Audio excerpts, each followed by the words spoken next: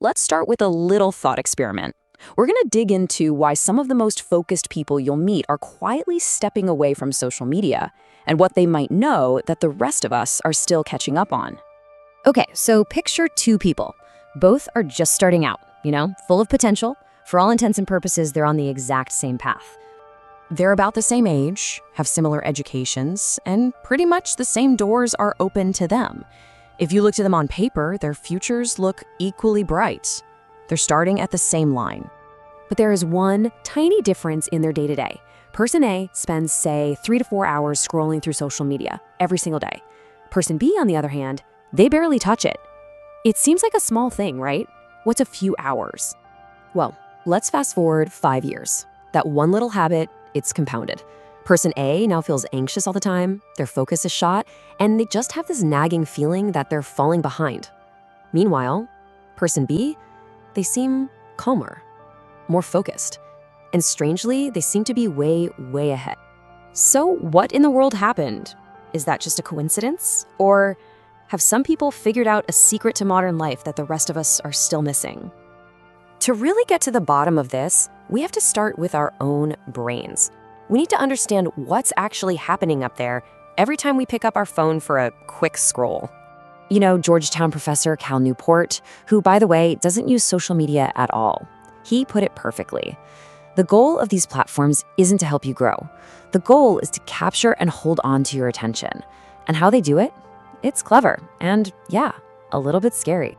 The main character in this whole story is a little chemical called dopamine.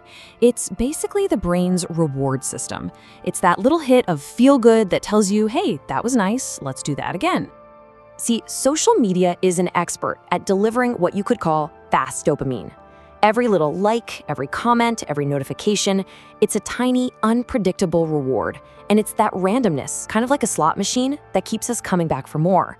But over time, our brain gets so used to these quick hits that our ability to focus on anything deep or meaningful just fades. We're always waiting for the next little buzz. And look, this isn't just a hunch. The data is pretty clear. Studies from both the US and Europe have shown this really strong link.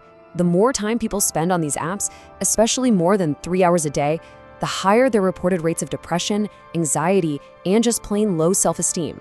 It's a consistent pattern. But it's not just brain chemistry, right? There's a huge psychological cost too, and it comes from something deeply human, the habit of comparing ourselves to other people. This quote just hits so hard. This woman from London quit Instagram, and she said this: "Nothing about her life actually changed on the outside, but by just removing that constant stream of comparison, she changed her entire inner world." Think about it. We're constantly comparing our messy, unfiltered, real lives with all the struggles and the boring parts and the failures to everyone else's perfectly polished highlight reel. Now, logically, we know it's not the whole story, but emotionally, our brain just sees it and thinks, wow, I'm not doing enough. And all of this leads us to what might be the real, deep reason why people are choosing to step back.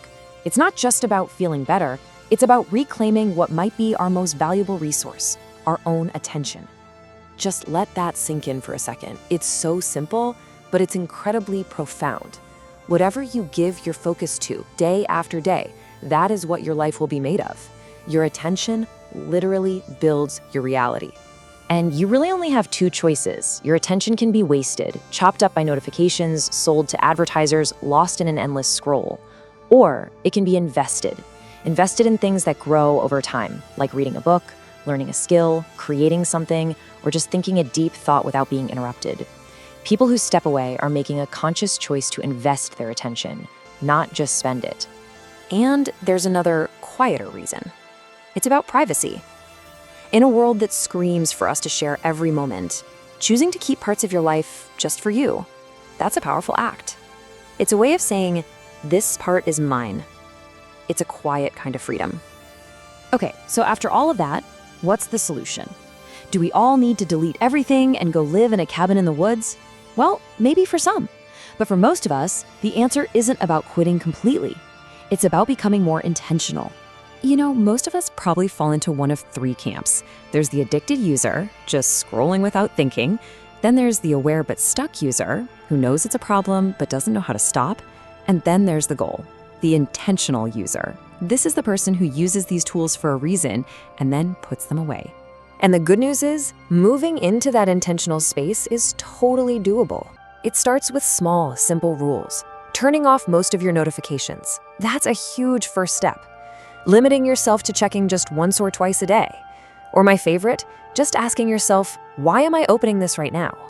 These little things put you back in control, because that's what all of this is really about. It's all about taking back control of your focus. When you are the one who decides where your attention goes, you are, in a very real way, deciding the course of your own future. So, the next time you see someone who isn't always online, remember, it's probably not because they're out of touch. They've just made a different choice. They're choosing peace over noise, focus over distraction, and a real life over the hunt for digital approval. So I'll just leave you with this one final thought to reflect on. Seriously, take a second and ask yourself, if all of social media just vanished tomorrow, what would you do with all that extra time? Whatever your answer is, that's probably what you should be doing more of right now.